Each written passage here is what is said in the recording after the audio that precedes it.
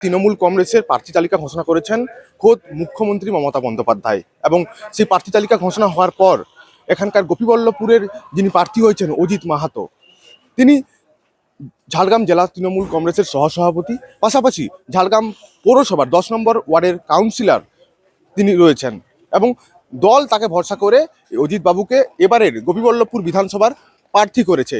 আমরা অজিত বাবুর প্রথম প্রতিক্রিয়া জানার চেষ্টা করব।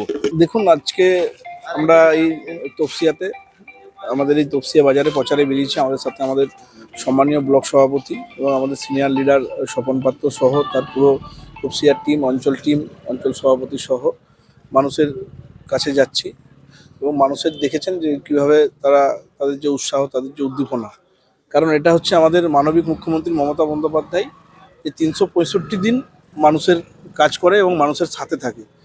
মমতা বন্দ্যোপাধ্যায়ের দল তৃণমূল কংগ্রেস, সেটা নতুন নয় এবং মানুষ মমতা বন্দ্যোপাধ্যায়কে বিশ্বাস করে, মমতা বন্দ্যোপাধ্যায়ের উপর বারবার আস্থা রেখেছেন, এবারেও মানুষ আস্থা রাখবেন। দেখুন, আমাদের জনার্দনই আমাদের মূল সম্পদ। তৃণমূল কংগ্রেসের সঙ্গে মানুষ ছিল, মানুষ আছে এবং মানুষ থাকবে সারা জীবন।